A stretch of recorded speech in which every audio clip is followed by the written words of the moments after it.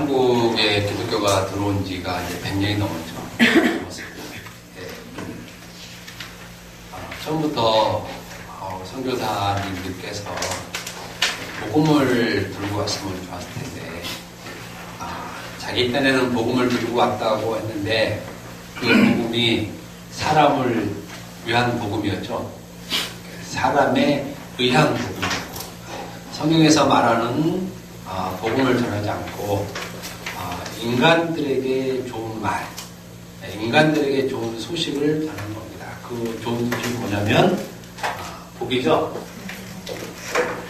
인간들에게 좋은 소식, 복입니다. 하나님을 믿으면 복을 받는다. 하나님 믿으면 복을 받는다. 그런데 하나님을 믿으면 복을 받는데 조건이 있죠. 그냥 믿기만 하면 안 되니까. 그 조건이 뭐냐면 계명을 지켜야 된다. 그겁니다. 요거 이제 기독교 구조는 요 세 것으로 되어 있습니다. 하나님, 복, 계명, 이렇게 세 가지로 구성되어 있어요. 이 구성이 된 것으로 신앙생활을 쭉 하신 분들이 요즘에 나이 드신 분들은 다 이렇게 신앙생활을 했습니다. 그래서 하나님 믿으면 복을 받는다. 그래서 복의 개념이 나오죠. 성경은 전혀 이것이 이제 복의 개념이라고 얘기는 전혀 하지 않습니다. 하지 않는데도 불구하고 이것이 사람들에게 복음으로 들려지니까 사람들이 그 당시에 못 사니까 그럼 한번 하나님 믿어보자 해서 막 이제 믿기 시작하는 거죠. 그것이 지금까지 왔고 앞으로도 쭉 갈 거예요. 그렇기 때문에 실질적으로 복음이라는 내용은 교회에 없습니다. 복음의 의미도 몰라요. 무엇이 복음인지 몰라요. 단지 복음은 좋은 소식인데 그 좋은 소식이 누구에게 좋은 소식이냐? 나에게 좋은 소식. 그럼 나에게 좋은 소식은 잘 먹고 잘 입고 그렇죠? 잘 사는 것. 그게 좋은 소식이니까 그것을 복음인 줄 알고 있어요.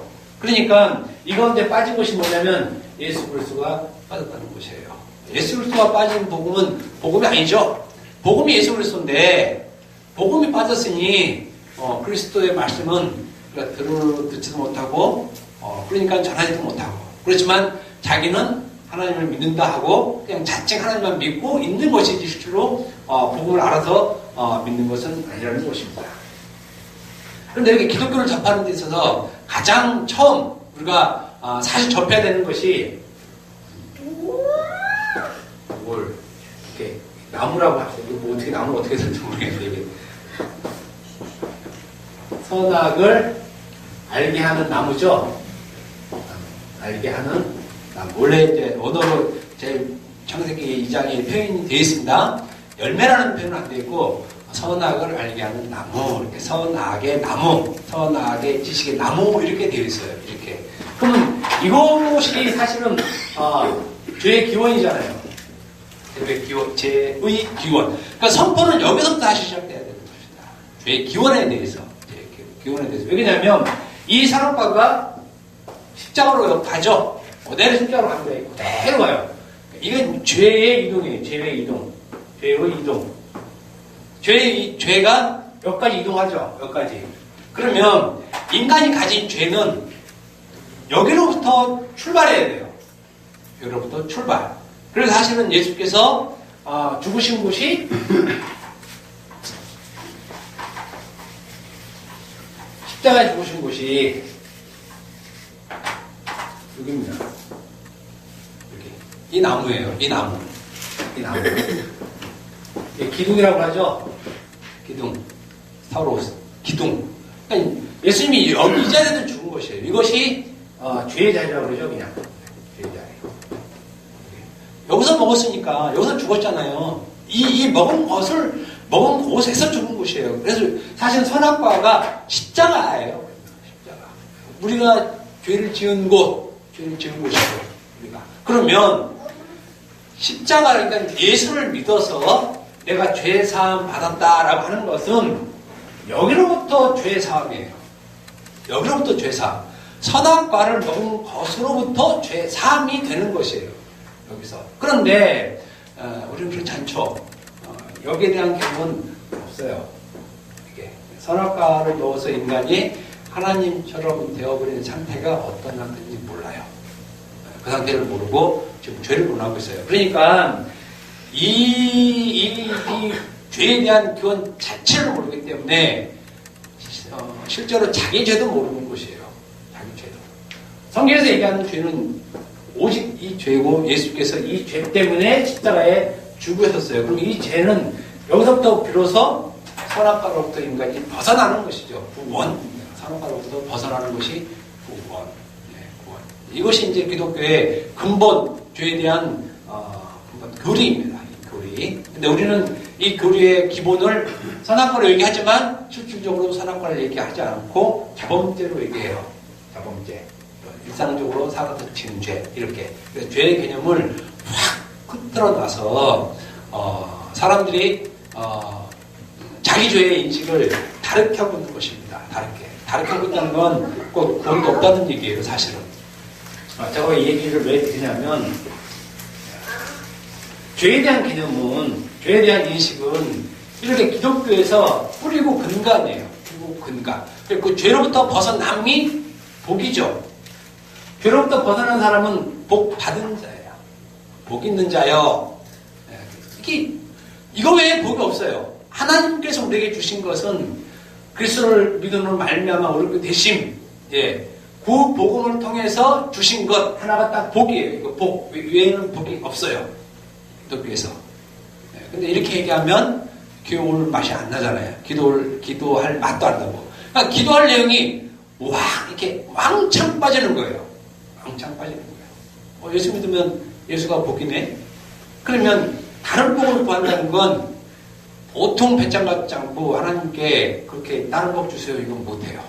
왜 그러냐면 하나님께서 가장 큰 복인 자기 아들의 피를 줬잖아요. 하나님께서 그러니까 자기에게 가장 값진 것을 준 거야. 그잖아요. 그런데 우리는 그거 말고 다른 거 주세요 이렇게 나온단 말이에요. 그러면 정말 하나님으로부터 구원받은 백성은 그렇게 얘기를 못한다. 할 수가 없어요. 우리 가운데 가장 귀한 거를 제가 줬는데 상대방이 그거 말고 다른 걸 줘 이러면 방이 끝나요. 다시 안 보려고 그래.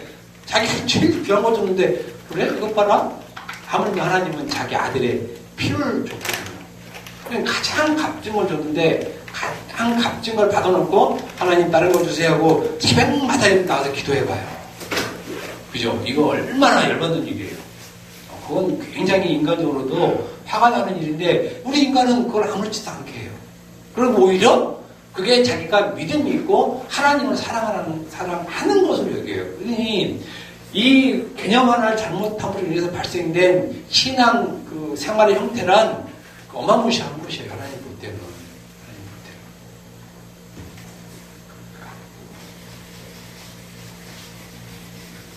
예수께서 이 땅에 오신 이유가 자기 자신이 얘기를 하죠. 내가 온 것은 의인을 부르러 온 것이 아니고 죄인을 부르러 왔다. 원어상 표현은 의인들을 부르러 오지 않고 죄인들을 부르러 왔다. 이겁니다. 죄인들. 네. 이상하죠. 사실은. 왜냐하면 내가 의인들을 부르러 왔다. 그럼 예수님이 바로 환영받잖아요. 당연히 의인들을 부르러 와야지 왜 죄인들을 부르러 옵니까? 죄인들을 부르러 온 이유는 사실 없어요. 죄인들을. 네. 원래 이 땅에서 선하고 착하고 올바로 살고 곱게 살고 남한테 해 안 끼치고 그래서 남한테 좀 도움을 좀 주고 뭐 이런 사람들을 우리는 우대하고 그래도 마음 따뜻하게 뭘 받아들이지 창녀나 뭐 이런 사람들을 뭐 대단하다 이건 아니잖아요. 언론적으로는 예수께서 의인들을 부르러 오신 게 이치적으로는 맞아요. 그리고 오는 사람도 다수니까 그런 사람들이 다수 따뜻하게 예수님 맞이해서 예수님과 바보 그리고 너희들은 지금까지 내 말을 잘 지켜냈으니 너희들은 내 백성이야. 그렇게 품어준 그동안 수고해서 그래 로마 식민 밑에서 너희들이 얼마나 고생했니. 그래도 너희 조상처럼 그렇게 까불지 않고 내 말을 잘 들으니까 그래 고맙다 하고 위로도 하고 같이 식사도 하고 이러면 좋잖아요 서로. 근데 예수님이 오셔서 뭐라고 하냐면 나는 의인들을 부르는 것이 아니고 죄인들을 부르러 왔다. 이 말이 굉장히 지금 거슬리는 거예요. 듣는 사람들은. 그러니까 듣는 사람들이 이 말을 소화할 만한 그런 상태가 아니에요. 그런 상태가 그냥 일반적인 상태가 아니기 때문에 그렇습니다. 아무튼 예수님께서 이 땅에 오신 것은 특이하게 죄인들을 부르러 왔다 이렇게 얘기를 합니다. 그러면 죄인들을 부르러 왔다는 것은 곧 구원시키기 위해서 오셨다 이 말을 되잖아요. 내가 구원하기 위해서 이 땅에 왔어. 그러면 분명하게 우리가 확정할 수 있는 것은 구원을 받을 수 있는 자는 죄인들이라는 것이죠. 죄인들. 일단은 물론 이것이 후차적으로 발생되는 일이지만 일반적으로는 구원을 받을 수 있는 자는 죄인들이에요. 죄인들. 그죠? 의인들은 못 받아요. 그러면 이제 예수 믿는 사람들이 자신들을 죄인 이렇게 인식을 한단 말입니다. 구원받았으니까. 예수님이 죄인들을 구원하신다고 했으니까 나는 구원받았잖아요. 기독교인 전체도 얘기하면 나는 구원받았으니까 그러면 나는 죄인이라는 얘기잖아요. 나는 죄인. 그래가지고 예수님 부르신 것에 합당하니까. 네. 그러면 이 사람들이 가지고 있어야 될 인식은 뭐냐면 난 죄를 지은 죄인이었어. 이 인식을 가져야 돼요. 그것이 전이든 후든 나는 죄를 지은 죄인이었어. 이런 인식을 가져야 된다는 것이죠. 죄인식.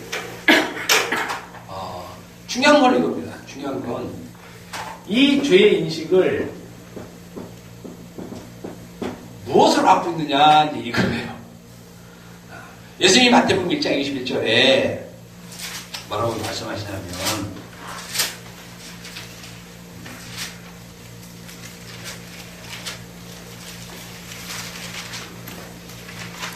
아들을 낳으리니 이름을 예수라라. 이는 그가 자기 백성을 그들의 죄에서 구원할 자이시니라. 그들의 죄에서 구원할 자. 그러면 이 죄란 예수께서 나는 죄인들을 부르러 왔다 했을 때 요 죄잖아요. 예수님이 부르러 오신 죄인들이 있다는 것이에요. 그래서 그 말은 뭐냐면 예수님이 인식하고 있는 죄가 있다는 것이에요. 그죠? 그러니까 지금 죄는 자기 죄를 얘기하는 것이 아니라 예수님 편에 봤을 때 죄인이에요. 이제 이게 기본적으로 우리가 갖고 있는 인식과 좀 달라요. 우리는 죄하면 이제 자기 죄 인식을 해요. 자기 죄 인식. 가끔 제가 재밌는 말로 옛날 우리나라 사도들이 죄인들 하나 잡아오잖아요.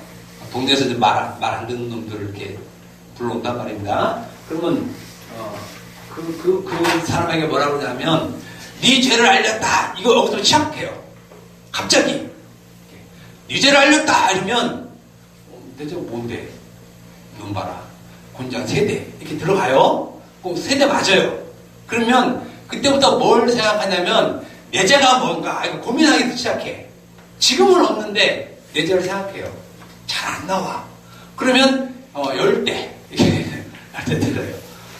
그럼 무슨 현상이 나냐면 없는 죄들이 나와야 돼. 제가 7살 때 옆집 항아리 넣겠습니다. 그건 죄잖아요. 그때 갑자기 생각나는 지금 나이가 40인데 그러니까 네 죄를 알렸다 그러면 일단 죄가 나와야 돼. 안 나올 수 없으니까요. 그게 뭐 1년 전이든 10년 전이든 20년 전이든 일단 나와야 돼. 안 나오면 또 맞아. 그 말은 맞잖아요. 20년 전에 저 옆집 몰래 이런 식으로 우리도 마찬가지잖아요. 우리 죄 얘기하면 나와요. 제가 초등학교 2학년 때 공원가게 가서 뭘 엄청 먹었습니다. 요즘에 그런지 모르지만 저 때도 있었거든요. 저 때도. 저는 다행히 훔치진 않고 막만 봤어요. 사실. 공범인데 주범은 아니고 그러면 우리는 회개하게 돼 있어요. 이제 그 죄 말고 그건 이제 내가 생각하는 죄고 예수님이 자신이 이 땅에 왔을 때 내가 죄인들을 부르러 왔다 했을 때 그 죄가 있다는 거예요. 예수님이 생각하시는 그 죄에 해당하는 사람을 부르시는 것이에요. 물론 인간은 그걸 알까요? 모를까요? 인간은 몰라요.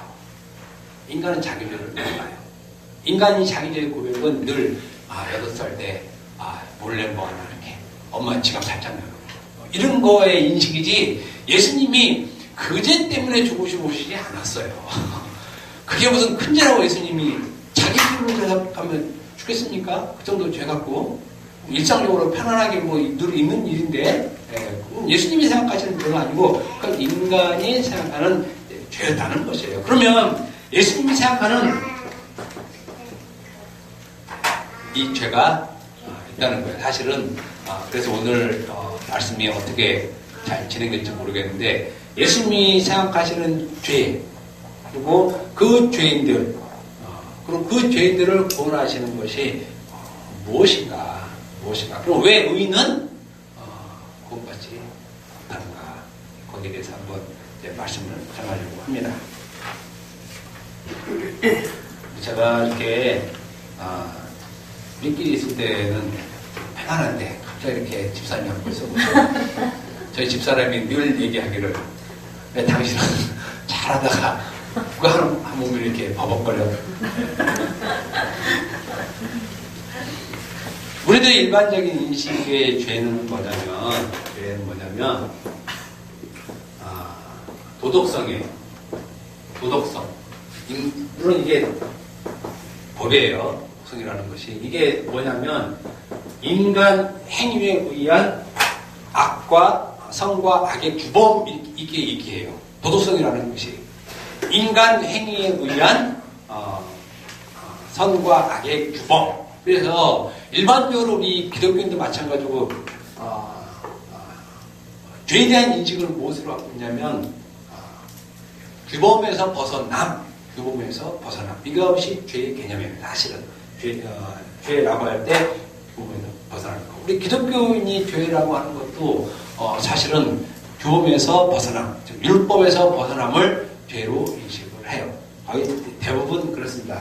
확률로 얘기하면 95% 정도는 죄 그러면 율법에서 벗어남. 이건 웨스턴부터 신앙고백서나 소유문답이나 장로고 신앙고백서나 대부분 그렇게 돼 있어요.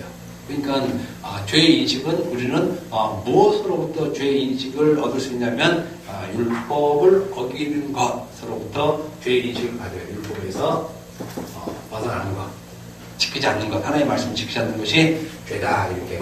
그리고 서양 사람들은 규범에서 벗어나는 것, 이것이 죄예요. 그리고 보면 여기 특징이 뭐냐면 다 인간 행위예요. 인간 행위. 법에서 벗어난 짓을 했느냐 안 했느냐죠. 안 했느냐. 그걸 마음속으로 이렇게 있으면 누가 아무도 모르잖아요. 그냥 가만히 있기만 있으면 이제 그 행위를 벗어난 것이 눈에 보이죠. 그래서 실질적으로 열매를 보면 안다 그랬을 때 그 열매를 기독교에서는 행위예요. 사실 물론 말도 마찬가지지만 근본적으로 보는 것은 행위가 그것이 죄의 인식을 갖고 있어요. 에이, 저렇게 해서 기독교인 예수 믿다더니 참 아니구만. 대번에 나가요. 대번에. 이것이. 그러니까 우리는 반드시 죄에 대한 구분. 이건 뭘로 하냐면 율법으로 한다는 것이 율법. 그죠?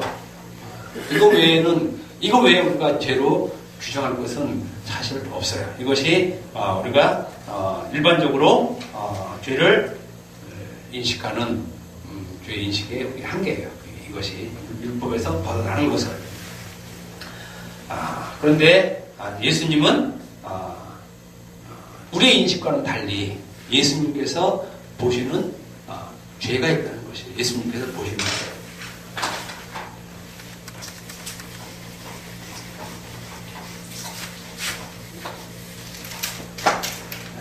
이것이 왜 죄가 되느냐는 이제 나중에 컴퓨터 한번 보시고요.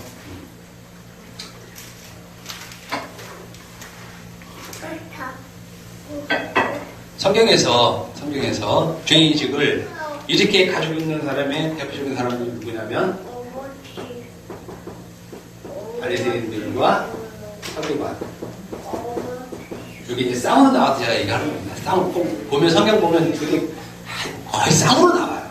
서기관들과 바리새인들 이렇게. 네, 주로 이제 바리새인들이 이제 많이 등장하는데 대표적으로 율법으로부터 벗어난 것이 죄야라고 인식하는 사람이 바리새인이에요. 바리새인. 이 사람들이 전형적으로 죄는 율법으로부터 벗어남. 여기 이거를 분명하고 확실하게 갖고 있는 사람들이에요. 사람들. 그런데 이 사람들의 사고방식을 갖는 것은 굉장히 사실 위험해요. 기독교인들과 바리새인과는 원수예요. 원수관계야. 예수님과 바리새인이 원수관계인 것처럼 하나님과 바리새인이 원수관계인 것처럼 이 하나님과 예수님 다도 마찬가지고 바리새인들 원수라면 우리도 원수거든요.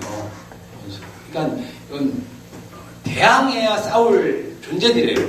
물론 이것은 나중에 영어로 표현하지만 이것이 그런데 기독교인의 시각도 바리새인 시각과 다르지 않다는 거죠. 오히려 바리새인들이 더 강해요. 그 시각은. 예수 믿는 우리보다 하나님 믿는다고 표현하는 사람들, 하나님 믿는 사람들보다 바리새인들이 율법으로 죄를 평가하는 것이 상당히 강해요. 상당히 강하고 엄격하고. 우리는 그 밑에 단계에서 죄를 평가하는 정도지만 실질적으로 죄의 평가는 바리새인들이 굉장히 심해요. 굉장히 심해요. 그것이 그럼에도 불구하고 우리의 인식은 어떻게 갖고 있냐면 우리는 바리새인들과 서기관보다 더 나은 의를 가져야 한다라고 우리가 배워왔어요. 그죠? 마태복음 5장 21절 한번 봅시다. 마태복음 5장 21절. 마태복음 5장 21절. 5장 20절. 마태복음 5장 20절. 다 같이 한번 읽어봅시다. 시작. 내가 너희에게 이르노니 너희가 서기관과 바리새인보다 더 낫지 못하면 결국 혼종에 들어가지 못하리라. 여기 보면 내가 너희에게 이르노니 너희 의가 서기관과 바리새인보다 더 낫지 못하면 결코 천국에 들어가지 못하리라. 천국에 들어가려면 서기관과 바리새인보다 더 나은 의를 가지고 있어야 돼요. 그죠? 그런데 어느 인간들을 치고 서기관과 바리새인들보다 더 나은 의를 가진 사람은 없어요. 이 당시에도 없고 지금도 없어요. 왜냐면 바리새인들의 의는 흠이 없어. 100이에요. 100. 자기들 인식에는 100. 바울이 자기가 표현하는 것이에요. 율법의 의로는 흠이 없다. 부정한 것이 없는 것이죠. 그러니까 자기의 삶이 어느 누가 자기에게 너 왜 그렇게 살아? 라고 한 번도 들어본 적이 없는 사람이에요. 그게 흠이 없다는 것이에요. 흠이 없다. 그만큼 율법을 다 지킨 거예요. 주위 사람들이 자기를 율법으로 나무래거나 힐난하거나 이런 일을 경험하지 않을 정도로 흠이 없는 사람. 이 없는 사람들이 바로 바리새인들이거든요. 근데 예수님이 얘기하시는 것은 뭐냐면 이 사람보다 더 나은 의를 가져야 한다라는 말에 우리들은 어떻게 얘기하냐면 얼마나 그러면 더 우리가 열심을 해야 되느냐 이거죠. 바리새인들과 서기관보다 나은 의를 가지려면 얼마나 너희가 더 진짜 피를 닦는 그 고통, 인내 이걸 가져야 바리새인과 서기관들보다 나은 의를 가질 수 있다. 그러니까 이들이 지키는 율법보다 더 잘 지켜야 된다는데 더 잘 지킬 방법이 없어요, 사실은. 왜? 이 사람들이 백이기 때문에. 그럼 예수님이 그걸 더 잘 지키라고 했겠냐고 예수님 하시는 말씀이. 그거 아니라는 얘기입니다. 그런데 우리는 그렇게 해라, 얘기해요. 해라. 그래서 자꾸 우리의 죄에 대한 인식을 바리새인들과 서기관의 높이보다 더 위로 끌어올려놨어요. 그러니 이 말을 듣는 사람들이 죽을 맛이죠. 죽을 맛. 정작 정작 죽는 사람 누구냐면 이 말을 전하는 이 목사님들이에요. 목사님들이 제일 잘 못 지키는 그 상당 부분이 있어요. 자기 자신도 그 얘기하면서 쉽지 않은 거예요. 그런데 자기는 설교자니까 전하기는 해야 되잖아요. 그러니까 이제 주장격으로 전하기는 하지만 이 세상 누구도 바리새인과 서기관보다 더 나은 의를 율법으로 보여줄 수 있는 사람은 없다. 예수님이 왜 그러면 이런 말 하셨느냐. 더 나은 의는 딱 하나예요. 다른 곳에서 찾는 것이죠. 그죠? 다른 것. 네. 이 다른 것이, 이따 얘기 안 하면 지금 얘기할 텐데, 예수 믿음이에요. 예수 믿음. 예수 믿음이 유일하게 바리새인과 서기관들보다 더 나은 의를 갖는 것이에요. 예수 믿는 것이. 그러니까 제 자신이 바리새인들과 서기관보다 더 나은 의를 취하기 위해서는 그들보다 더 열심히 율법을 따라 행하는 것이 아니라 예수 믿으면 끝나는 거예요. 왜? 예수님이 율법 다 해주신 분이시잖아요. 그 율법의 의를 우리가 전수받죠, 그대로. 그러면 더 나은 의를 가지게 되는 거예요. 그러니까 하나님은 그걸 보시는 것이죠, 사실. 하나님은 그걸. 너 내 아들을 믿어? 그럼 내가 너 의롭게 해줄게. 이것이 서기관보다 바리새인보다 더 나은 의를 갖는 것인데 그게 얼마나 쉬워요, 사실은. 얼마나 쉽습니까? 그런데 이 쉬운 것을 놔두고 율법을 따라가라고 하니까 굉장히 사실은 이건 보통 고통이 아닙니다. 보통이 아니에요. 그런데 우리는 지금까지 계속 바리새인들의 죄의 인식을 지속적으로 강요하기 때문에 실제로 예수 믿어도 죄에 대한 인식을 바리새인 시야에서 못 벗어난다는 것입니다. 그런데 실제로 예수님이 보실 때 죄인들이 누구였냐면 죄인들이 누구였어요? 바리새인들. 우리가 그토록 뛰어넘으려고 높이뛰기를 계속한 그 대상이 예수님이 볼 때는 죄인들이었어요. 정작 예수님이 볼 때는 죄인이 바리새인들이죠. 그런데 바리새인들은 자기 자신들을 죄인들로 안 보고 있죠. 죄인들은 누구냐? 세리, 창녀, 이방인들. 이게 죄인들. 꼭 찍어서 성경에 기록되어 있습니다. 죄인들이라고 하는 사람들이. 그러니까 바리새인들이 볼 때는 세리와 창녀와 이방인을 죄인으로 보는 것이에요. 그래서 예수님께서 야 너희 스승은 왜 죄인들과 함께 밥 먹냐 재수없게 같이 자리도 하면 안 되는데. 그러면 이렇게 얘기할 때 자기는 뭡니까? 자기는 의인들. 구분짓죠? 그러니까 지금 기준은 지금 자기예요. 내가 볼 때 세리와 창녀와 이방인은 죄인들이에요. 근데 예수님 볼 때는 아니거든요. 예수님 볼 때는 니네가 죄인들.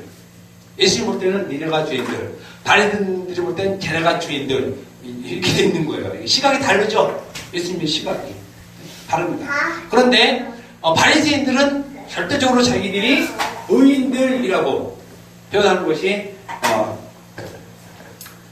누가복음 16장 15절 한번 봅시다. 누가복음 16장 15절.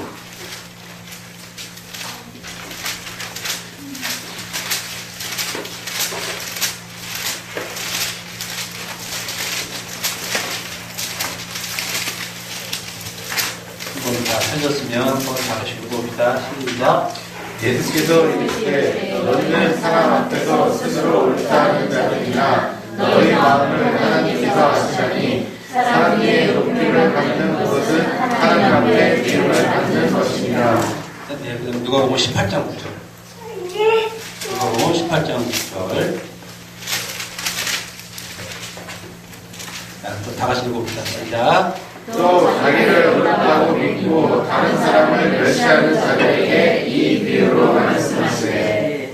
네, 보면 바리새인들의 인식은 뭐냐면 자기들이 스스로 옳다 하는 거죠. 즉 내가 옳답니다. 옳다. 내가 옳아.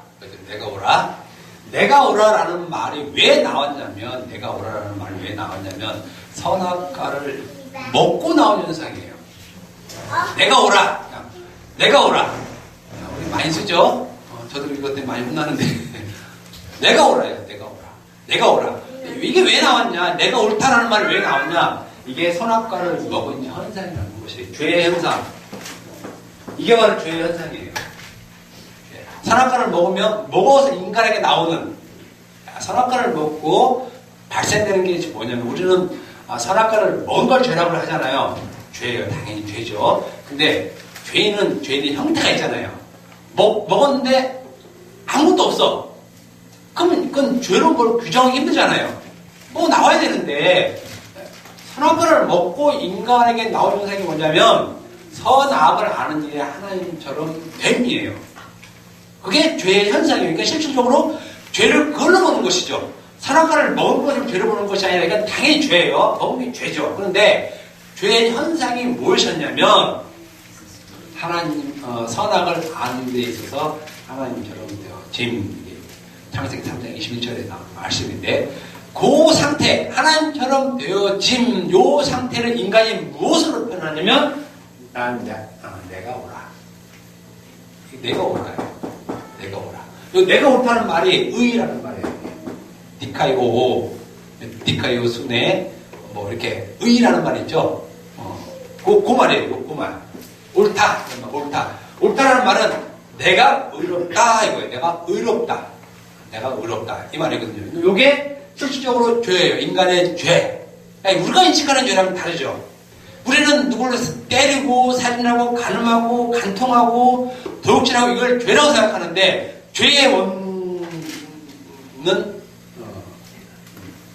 내가 옳다예요. 내가 옳다. 나중에 이제 쉽게만 말씀드릴 때 그 내용 자체가 다른 것도 이제 말씀드리겠지만, 일단 내가 옳다요. 그런데 내가 옳다의 기준이 뭡니까? 내가 옳다는 것 기준이 있죠. 그게 율법이라는 것이에요. 바리새인들이 하는 말이 예수님께서 평하시는 것이에요.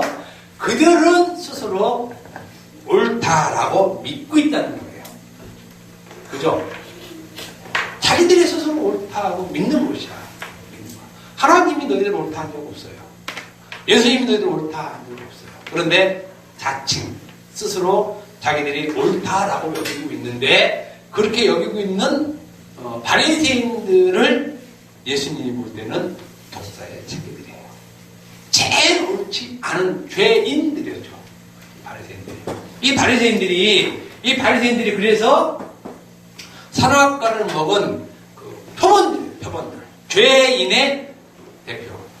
이 죄인의 대표가 원래 아담이죠. 아담. 이 아담의 후예가 바리새인이에요. 바리새인은 내가 옳다. 이게 바로 이거 죄를 가진 자들이에요. 이 죄. 이것이 죄예요. 예수님 보실 때 이것이 죄야. 그러니까 예수님이 이 땅에 내려와서 그들의 죄로부터 구원할 자라고 할 때 그 죄가 내가 옳다라고 하는 자를 구원하겠다는 거예요. 율법으로. 내가 옳다. 구원하겠다는 것입니다. 요것이 이제, 여기로부터 빼지는 게 구원이에요. 여기서부터, 내가 옳지 않아. 이런 자를 구원하는 거죠. 이런 자를 구원. 그죠? 이런 자가 누구예요? 내가 옳지 않다? 한 사람이? 세리죠. 박세리가 아니고, 세리입니다. 누가복음 18장. 누가복음 18장 13절. 한 장 읽어봅시다. 누가복음 18장 13절. 다시 읽읍시다. 시작. 세리는 멀리서서 감히 하늘들어 물을 쳐다보지도 못하고 아마만 말씀을 지내는데 하나님이여 불쌍히 여기서 나는 죄인으로서이다 하였느니라. 하나님이여, 하나님, 오 마이 갓. 지금 이렇게 얘기하는 거예요. 오 마이 갓. 나는 옳지 않습니다. 이렇게 나오는 거예요. 지금 이건 비유예요. 근데 비유. 세리를 왜 죄인들. 근데 실질적으로 이 사람들이 의인이죠. 의인들. 왜냐하면 그 밑에 줄에 이 사람이 의롭다고 받았다 이렇게 얘기를 해요. 이 사람이 의롭다. 그러니까 예수님 볼 때 세리가 의인들이죠. 근데 이 사람이 한 고백이 나는 옳지 않았습니다. 이렇게 나온 거예요. 이렇게. 근데 왜 이렇게 나온 이 세리를 대표로 넣냐면 정말 세리가 극악무도한 사람은 아니에요. 쳐 죽일 정도로. 그런 상태를 보는 것이 아니라 이 세리, 창녀, 이방인들은 율법에 대해서 완전히 무능력한 사람이에요. 율법으로는 의를 전혀 찾을 수 없는 죄인의 대표예요. 이건 바리새인의 상대적 개념이죠. 바리새인들은 나는 의로는 혼자 볼 데가 없는 옳은 자예요.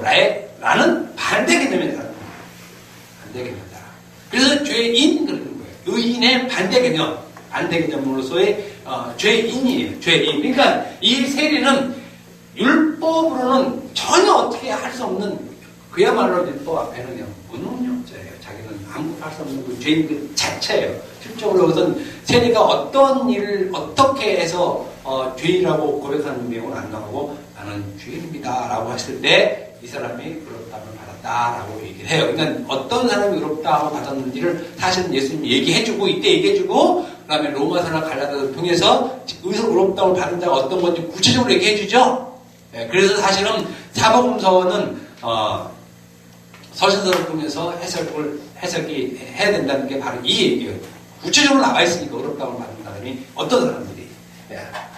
그러니까 예수님은 바리새인들을 죄인이라고 하는데 그 죄인의 안에 들어보니까 그 안에 무엇이 있었냐면 율법이 있더라 이거예요. 율법. 이 율법을 뭐합니까? 율법 행위를 하죠. 율법 행위를 하면 뭐가 나옵니까? 무엇이 의가 나온다는 거예요. 그것을 로마서에서 자기 의라고 표현해요. 자기 의를 세우려고 라는 표현이 됐죠.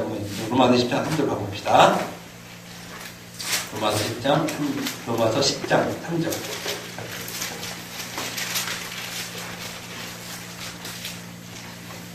다 같이 읽어봅시다. 시작. 하나님의 일을 보고 자기의 일을 세우려고 힘써 하나님의 일에 복종하지 않느니라. 자기 의를 세우기 위해서. 그러니까 지금 바리새인들의 삶의 신앙 행태가 뭐냐면 자기 의를 세우려고 한다는 거죠. 그러니까 율법 지킴은 결국 어떤 현상이 발산되냐면 자기 의를 세우는 것으로 발산이 돼요. 그런데 이게 그냥 자기 의만 세우는 끝인데 끝이 아니고 그것이 하나님의 의에 복종하지 않는 것이 된다는 것이에요. 그렇기 때문에 하나님과 원수라는 것입니다.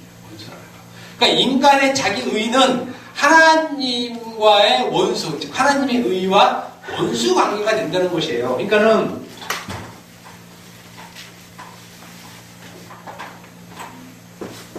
인간의 의와 하나님의 의 사이에서 이제 십자가 사건이 발생되는 거잖아요. 이 싸움 때문에 십자가 사건이 발생된다는 것이에요. 십자가 사건이. 왜? 내 의는 옳다라는 것이고 하나님의 의는 니네가 옳지 않아.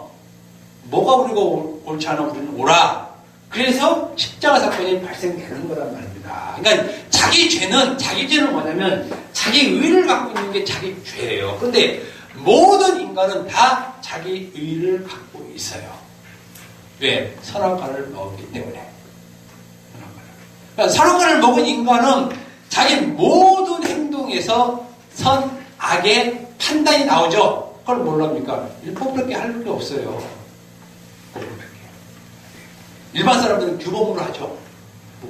그게 법이 있든지 없든지 인간은 규범이든 율법이든 양심법이든 다 법을 갖고 있는 것이에요. 그 법이 이렇게 나와요. 나오면 지금 죄가 나오는 거야. 의가 나오는 거고 선이 나오는 것이 아니라 나오면 하나님이 그것을 죄로 봐요. 왜? 그건 의를 세우는 일인데 인간은 이거를 안 할 수 없는 것이에요. 선악과를 먹기 때문에 무조건 나와요. 무조건. 다만 인간의 눈에 안 보이고 못 볼 뿐이지 선악과를 먹은 인간은 무조건 나오게 되어 있어요.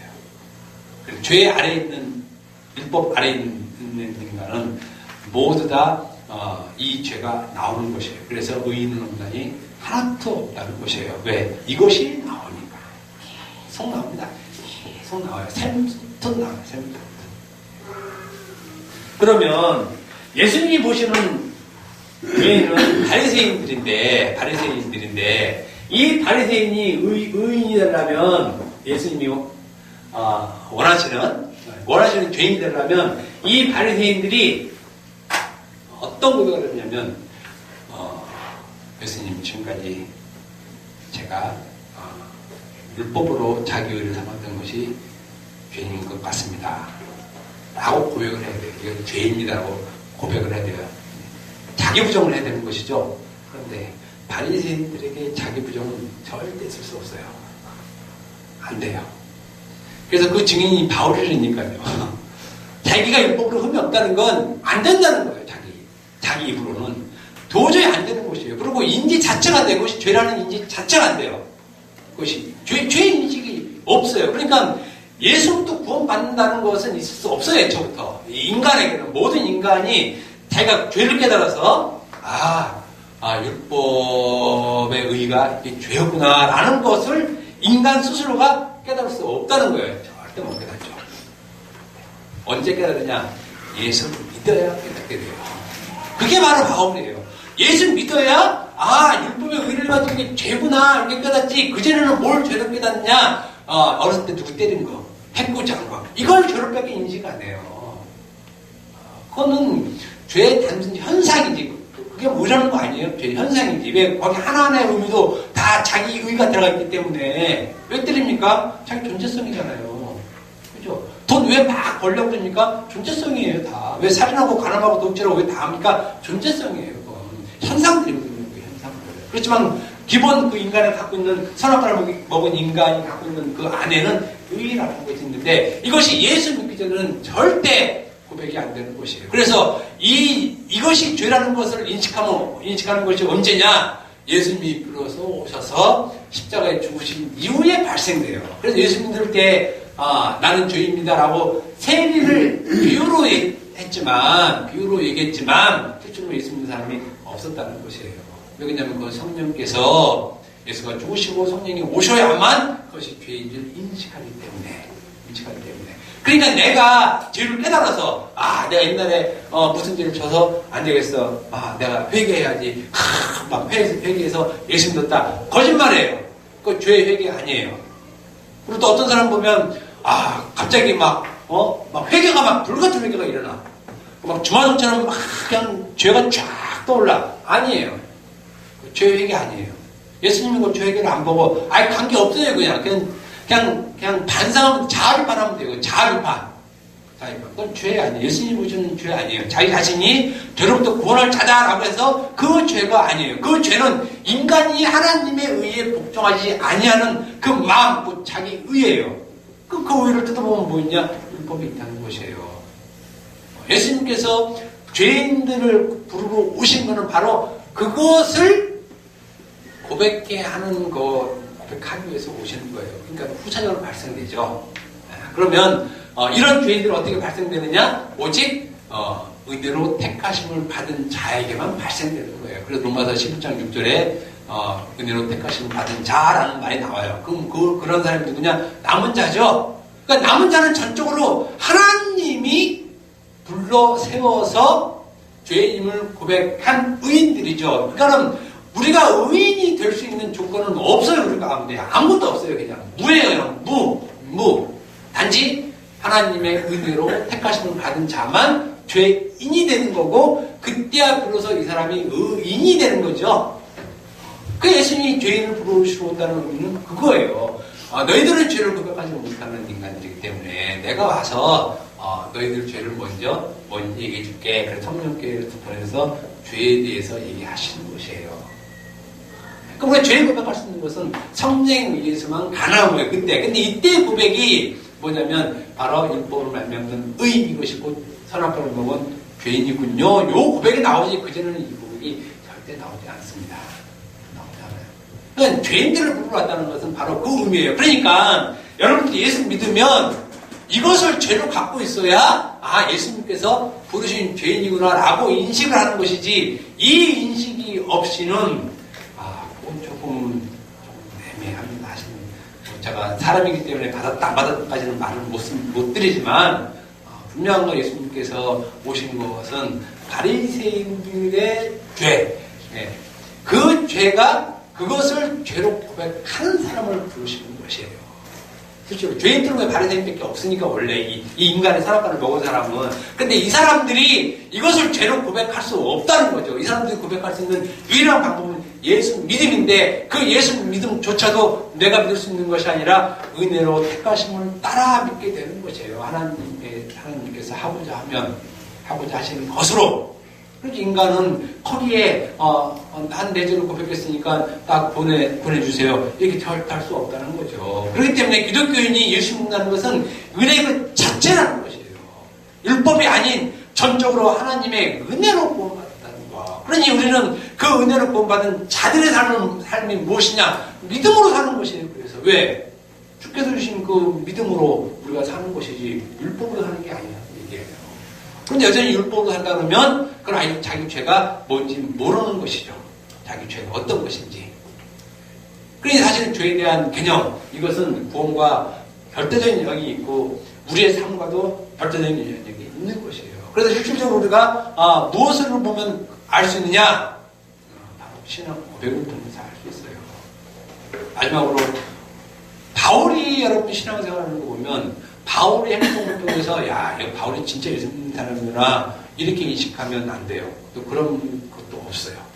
우리는 바울이 정말 예수 믿다는 것을 무엇을 통해 알 수 있냐면 그가 전하는 복음을 통해서 알 수 있는 것이에요.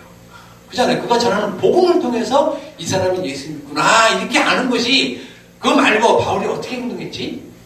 사람들한테 어떻게 했지? 얘가 율법을 어떻게 지켰지?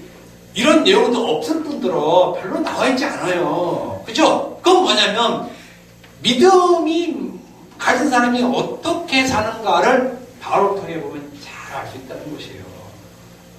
그렇잖아요. 바울이 사는 유일한 하나는 딱 하나예요. 그리스도의 십자가 외에 증거할 것이 없다. 이건 깔고 하는 거예요. 그냥 자기 삶에 예수 그리스도 십자가 외에 증거할 게 없다, 자랑할 게 없다, 드러낼 게 없다, 보여줄 게 없다. 그렇잖아요. 아무것도 없는 거예요. 보여줄 게. 이게 믿음으로 사는 것인데 우리는 믿음이 없으니까 자꾸 무엇으로 살아요? 율법으로 살아야지 이렇게 한다는 게 믿음이 없기 때문에. 있으면 믿음으로 가요.